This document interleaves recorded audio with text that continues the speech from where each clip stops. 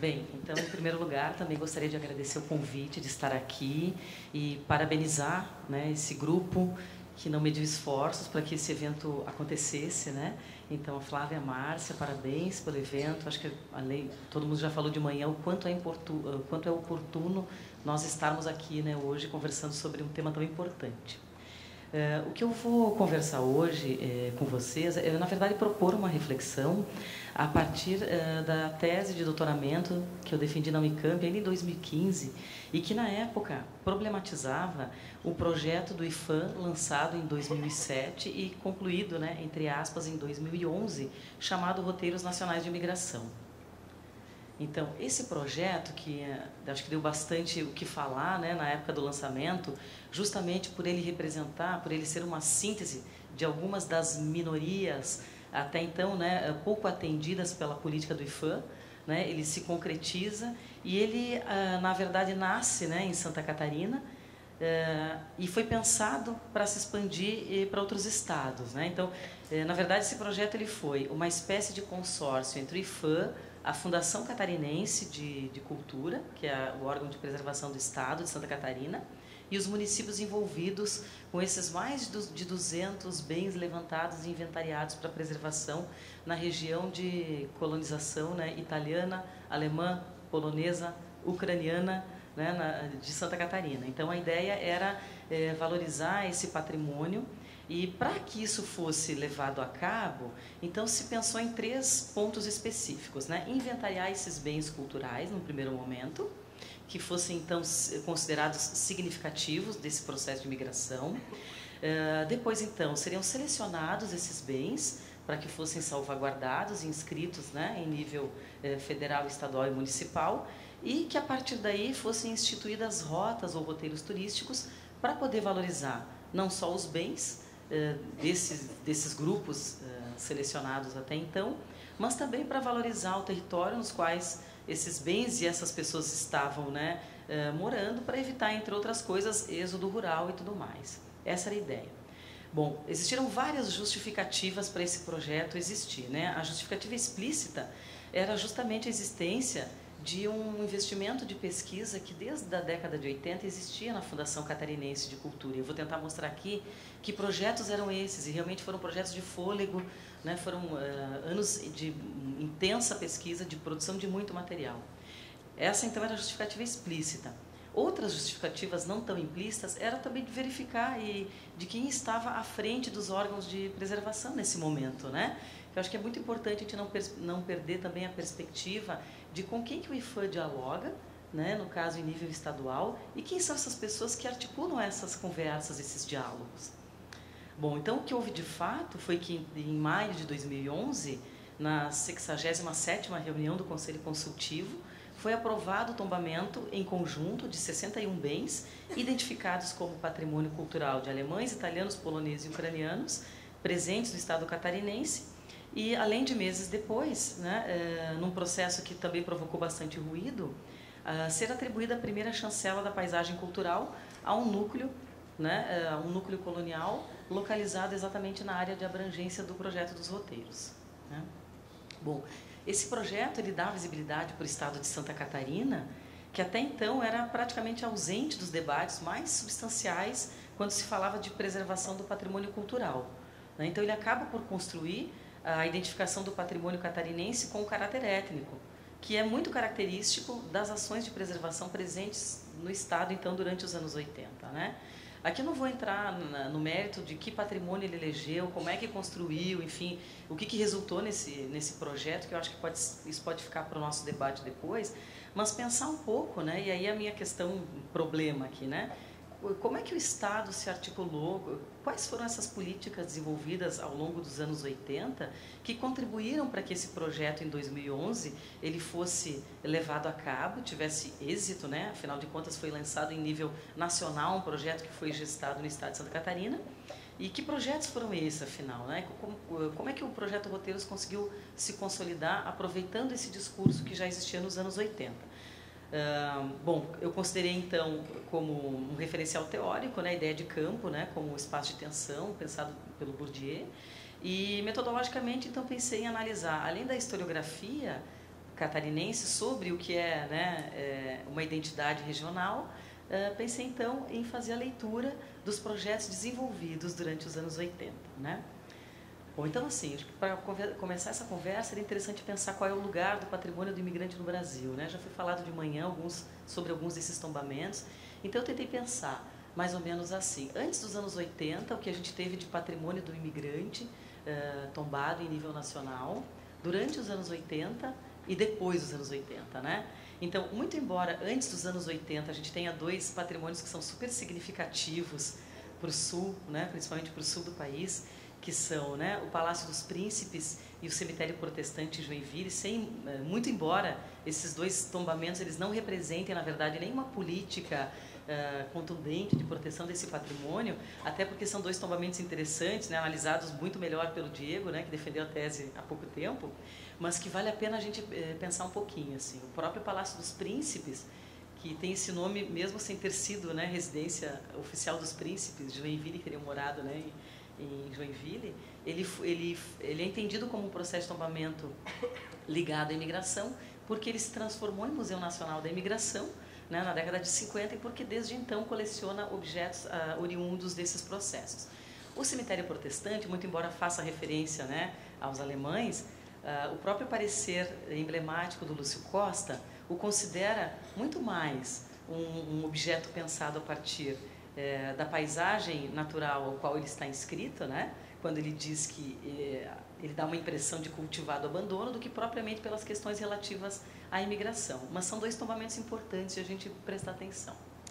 Antes de falar dos outros tombamentos, acho que vale bastante a pena a gente pensar no papel, né, do Renato Soeiro da política instituída nesse momento, né, um pouquinho antes dos anos 80. Então, embora esse período ele não tenha sido significativo em termos de tombamentos relacionados ao patrimônio do imigrante, a criação do Centro Nacional de Referências Culturais, implementada sob sua administração e presidida pelo Aloysio Magalhães, possibilitou a implementação de projetos que se desenvolveram segundo 4 programas de estudo, né? Artesanato, levantamentos socioculturais, história da ciência e tecnologia no Brasil e o levantamento de documentação sobre o Brasil. Bom, eu trago esse exemplo aqui para nós, porque se a gente de um lado está falando de como se construiu o patrimônio étnico no estado de Santa Catarina, e poderia não ter sido assim, existiu a possibilidade de pensar o Estado numa outra chave também, que é a chave desses projetos que instituíam em Santa Catarina o que hoje nós conhecemos como o Museu, né, Princesa Isabel, que foi pensado a partir do vigário, né, do padre João da Lauba, nos anos 70, a partir da criação do Museu da Imigração, num desejo, numa necessidade de ampliar esse museu. Ele se depara com um quadro de enchentes na década de 70, que acaba não só vitimando, né, pessoas e acabando com propriedades naquela região, mas, sobretudo, porque chamou a atenção dessa pessoa, desse padre, o fato de que, ao inundarem essas propriedades de imigrantes que se localizavam, né, na beira dos rios, acabavam também as possibilidades da indústria desses imigrantes. Então, houve muita sensibilidade da parte desse grupo que começou a pensar esse patrimônio de um ponto de vista também um pouco diferente. Então, em 80, na década de 80, esse museu ele é inaugurado. Ele é muito interessante porque ele recolhe, ele tenta salvaguardar as peças oriundas dessas enchentes no desejo mesmo, né, de tentar mostrar como é que o trabalho produtivo nessas propriedades ele acontece. Então, foram selecionados equipamentos, enfim, oriundos dessa indústria, para que eles pudessem ser montados e desmontados em várias outras regiões e que depois serviriam, né, como um modelo do que seria a indústria em Santa Catarina. Interessante que ele não foi pensado para recolher só equipamentos da indústria relacionada aos imigrantes, mas ao que eles chamavam, né, ao que alguns teóricos e alguns historiadores tradicionais de Santa Catarina chamavam de os açoritas, os indígenas, o que é algo realmente bastante interessante e diferente nesse momento. Hoje ele concentra diversos testemunhos, então, desse saber industrial, né? Provavelmente vai ser tombado agora, né, em nível nacional, isso é bastante interessante também, mas que foi uma ideia que começou lá antes da década de 80, né? Então, acho que é muito importante chamar a atenção dessas iniciativas que existiram e que não falaram só do patrimônio do imigrante nessa perspectiva étnica, mas que, no entanto, durante os anos 80, acabaram por ter novamente essa característica. Então, durante os anos 80, também de manhã já se mostrou alguns desses tombamentos federais, como, por exemplo, né, a Casa da Nene, a Casa Presser. Eu trago aqui a Ponte do Imperador, que embora não apareça muito nos tombamentos, porque aparece como Ponte do Imperador, né, em Ivoti, na verdade, a justificativa de tombamento é interessante, porque essa ponte teve um papel importante, porque justamente fazia a ligação entre regiões de imigração alemã que trocavam seus produtos comerciais e materiais de indústria. Então, por isso eu julguei interessante trazer também esse exemplo. Mas é importante enfatizar que durante os anos 80 houve um pesado investimento nesses estudos, né, de caráter étnico através desses inventários, e a gente teve, além do conceito, né, da atualização desse conceito de patrimônio, que também já foi falado de manhã, nós tivemos a consolidação desse patrimônio através do lançamento do projeto Roteiros, que vai acontecer só em 2000, mas que é gestado nos anos 80, o registro do italiano, né, que é importante também, porque passa a fazer parte do Inventário Nacional da Diversidade Linguística. Então, na verdade, é um conjunto de ações que coloca o patrimônio do imigrante em voga. Também, para a gente avançar um pouquinho, né, é importante visualizar que o lugar do imigrante, o patrimônio do imigrante de Santa Catarina, ele nos anos 80 não sai dessa discussão que eu estou apresentando agora e que só aparece, se antes da década de 80 aparece de forma muito pontual, se durante os anos 80 explode e em 2011 se consolida com a ideia do projeto Roteiros, ela é feita muito pensando em dois aspectos, né? Numa historiografia que trabalhou com a ideia de que imigrante seria interessante ser visualizado, e num outro aspecto, como que essas políticas de patrimonialização de fato olharam para esse imigrante. Então eu achei interessante trazer, para a gente dar uma olhada, como é que os folcloristas, historiadores tradicionais em Santa Catarina pensaram a trajetória do imigrante ao longo, né, da própria história. Então a gente vai ter, eu pontuei alguns aspectos apenas, né? Então, se a gente lembrar, lá em... Gente, eu não consigo ler daqui. Estou ficando cega. Mas, enfim, se a gente pensar lá no final dos anos 30, quando o Cabral começa a escrever sobre os imigrantes, ele valoriza muito mais o imigrante europeu do que o chamado açorita, dizendo que o açorita não teria condições de trazer desenvolvimento para o Estado. Isso em 37. E é óbvio que tem toda a discussão que é super pertinente ao contexto histórico do momento. Tanto é que logo depois, logo no início no final de 30, ainda início de 40, o Cabral retoma essa discussão já dizendo, não, mas os açoritas não são tão ruins assim, embora ainda, né, aquele que traz o progresso são os imigrantes alemães e italianos para a região. No primeiro congresso de História, em 41, o Oswaldo Cabral, ele também retoma esse assunto, agora já numa outra perspectiva. Vejam que a gente está na década de 40 e é preciso reabilitar o açorita, o açoriano, em detrimento do perigoso, né, imigrante que está muito próximo ao eixo. Então se faz o primeiro congresso de História, onde se começa a falar da importância de uma cultura açoriana, tanto que vai ser cunhado pela Maria Bernadette Ramos Flores, essa ideia do açoriano e da importância que ele vai ter no Estado, né? Se cria então esse termo açoriano, que no Congresso de História então é ressaltado. Depois, mais lá na frente, não contente, né, com essa discussão do açoriano, do imigrante, se resolveu falar do mosaico cultural no Estado catarinense, para tentar dirimir essas diferenças entre imigrantes. Então, se começa a olhar o Estado a partir da sua territorialidade, pensando nas correntes migratórias ocupando um determinado espaço. Então, seria como se a gente observasse o Estado e essas correntes migratórias trabalhando de forma muito consensual, né?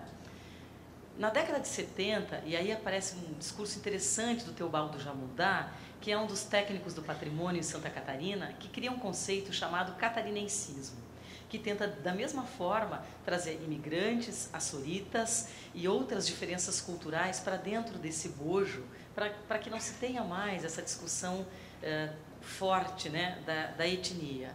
E aí o Espiridião Amin, quando concorre, né, ao governo do Estado, ele reabilita o homem do contestado. Então, estaríamos, né, em Santa Catarina com esse mosaico todo completo, as diferenças todas dirimidas. Então, eu estou falando de 30 até 70, 80. E aí, por fim, a Fundação Catarinense, quando surge, ela surge discutindo o Estado do ponto de vista desse mosaico cultural. E exatamente quando esses projetos da Fundação Catarinense de Cultura começam a surgir.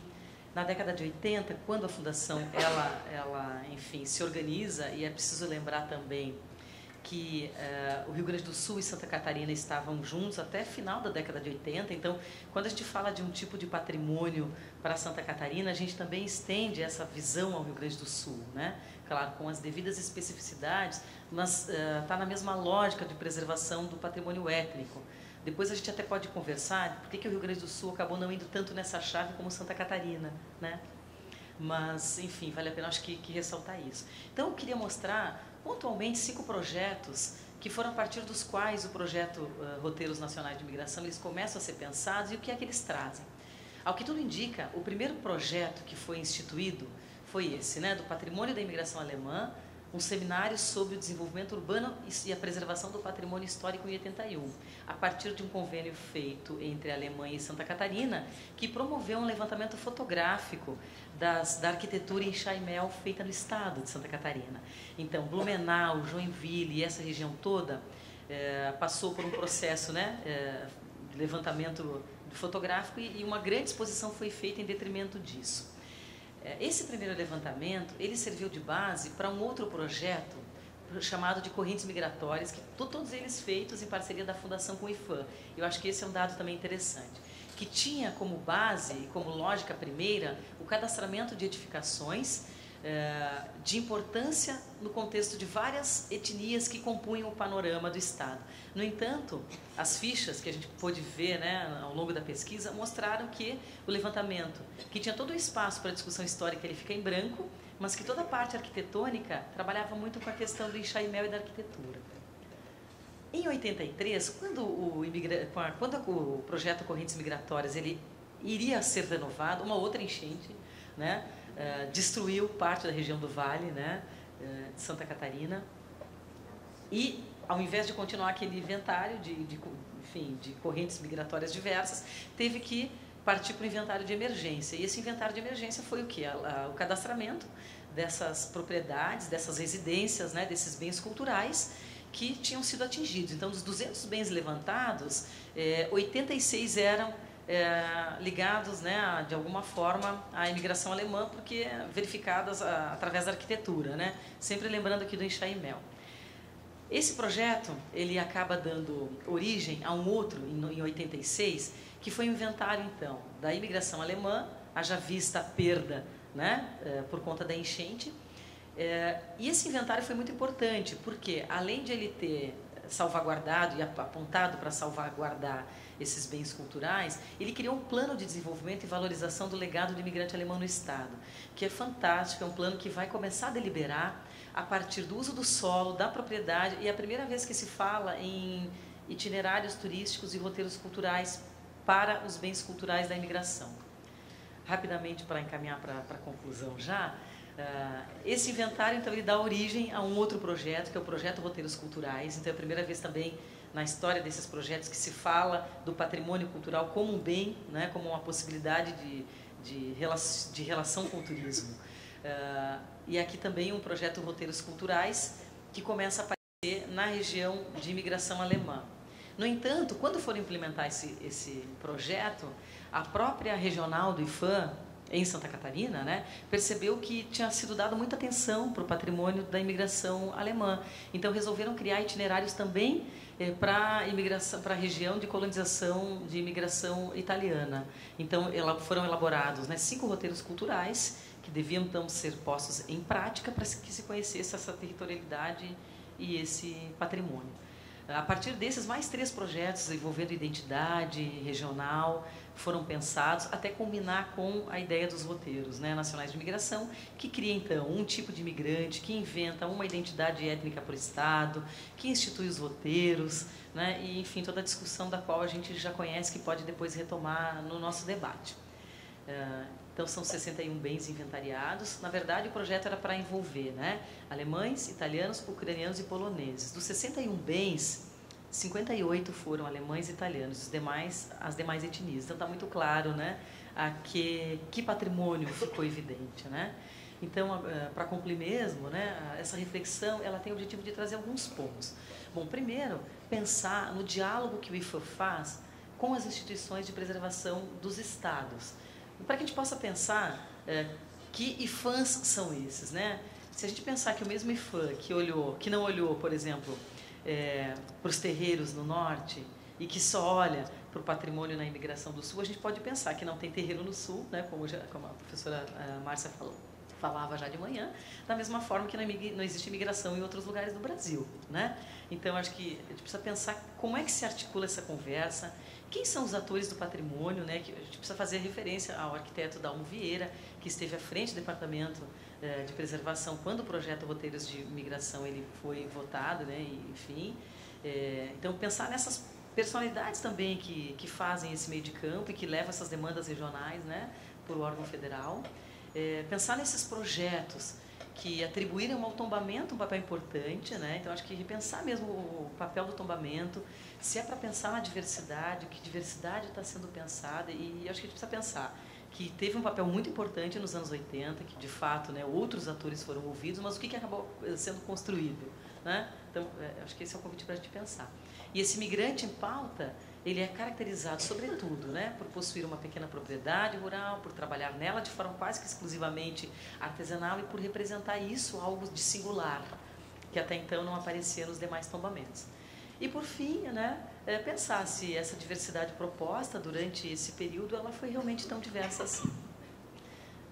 É isso, então, gente. Muito obrigada.